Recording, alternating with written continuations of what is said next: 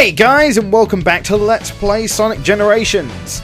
On the last video we just tackled the Green Hill Zone. Now it's time to see what Sonic has in store for us next.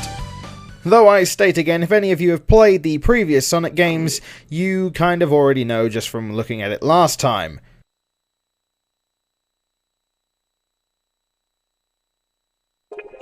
So when you continue the game, you start off from where you last were interacting with. And I was interacting with the store, but more about that later. I didn't actually buy anything. It's time to go and have a look at the next zone we have available. And we're going to be starting as Classic Sonic, because that is what the stage is intending to be.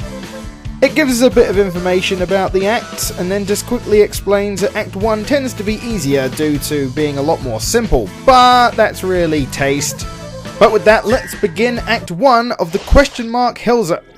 Wait, I've already made that joke, haven't I? God damn it.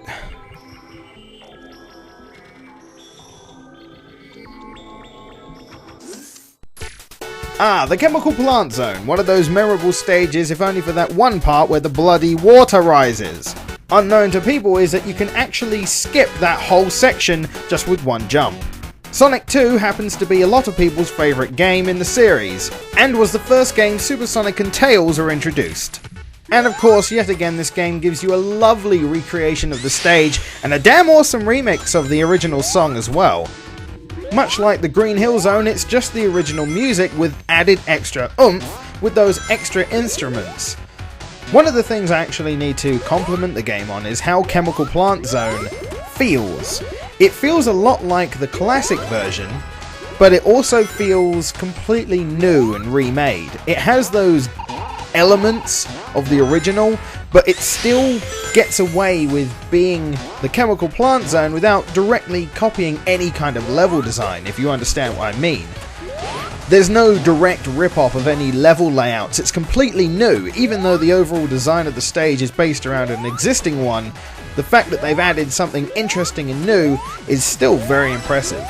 Also, we're collecting some red rings now. A little bit more on them when the stage is over. But what really can I say about the Chemical Plant Zone? A lot of people say it's the definitive stage that a lot of people remember when they think of Sonic 2. And it's purely because of this kind of thing. The pink water of death. Though I don't find it as annoying now, when I was younger, that bit used to drive me insane like it would any young person playing the Sonic games. Just the fact you were rushing to try and jump up these platforms racing against the water that was rising, and the fact that you know if you don't go quick enough you're going to drown and that dreaded music will start. But this stage definitely captures Chemical Plant Zone perfectly. The atmosphere of the level and the level layout itself, as well as the art design, is very reminiscent of the classic stage. It's just a shame that it's now over. But let's see what we have scored. We did it in a reasonable time, though didn't collect anywhere near as many rings as the first stage. But will that affect our overall score? Hell no it won't. We did it without dying and we're getting that S rank. A score well deserved for a stage worth playing.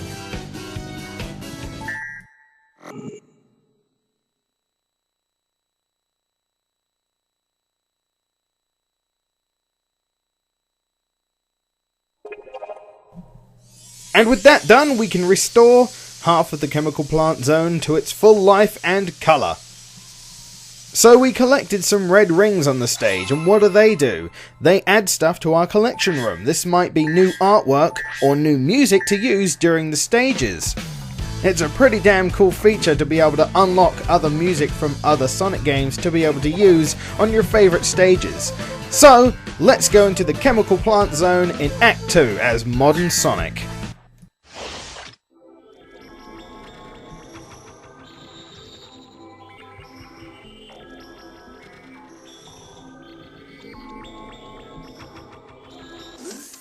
Now, like before, we're used to seeing the Chemical Plant Zone in 2D, so how does the 3D Modern Sonic stage fare up? Well, in my opinion, pretty damn good.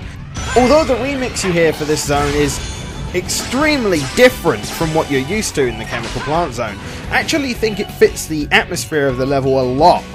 Another gimmick of the modern Sonic is drifting. Pressing the left or right trigger while going around a corner will help you take that corner just a little bit tighter. which will allow you in this level to reach a crane, allowing you to get a red ring. Providing you actually pick up the red ring. Red rings in this stage are kept in quite bitchy places where you usually have to know what you're doing to pick them up. Sadly, I just missed another one because I suck. But they're generally in little knick-knacky places where you really have to know what you're looking for to be able to find them.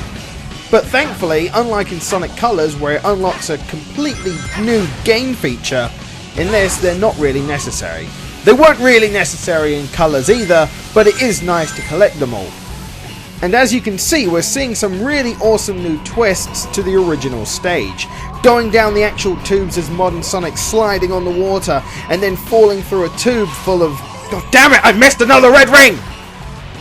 I am very impressed with what Sega has done with the gimmicks of the classic stages, reinventing them to make them a lot more interesting in the modern and vice versa.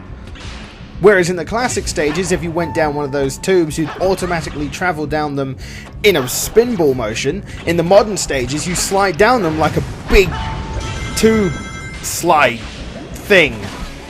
You know what I mean. And even in the modern stages, they still have the 2D element, much like they did in Colors and Unleashed, to make it still feel like you're playing the classic game, but with a lot more speed. For all the modern stages, this is probably one of my favourites. Not my actual favourite, but it's definitely in my top 3. It's very fast and the level layout is very, very different and interesting. And it makes you think. Also, this level is a big example of something they've changed within the modern Sonic platform. And that's exactly what it is. Platforming. They've made it so pressing the boost button all the time is not really going to help you out. You're going to need to slow down in some cases and do some platforming, which is definitely not a bad thing. It makes you think a little more about it and actually makes it feel like a game. But they still leave these sections where boosting and making you go super fast really feels effective and enjoyable.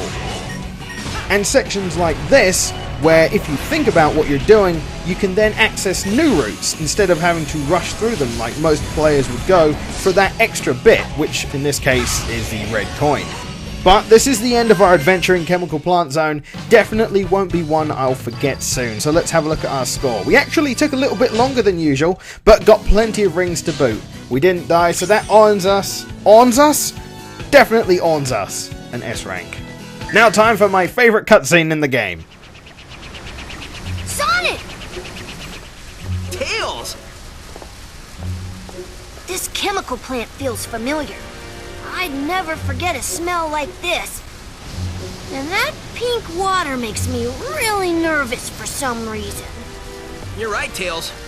This place is giving me deja vu all over again.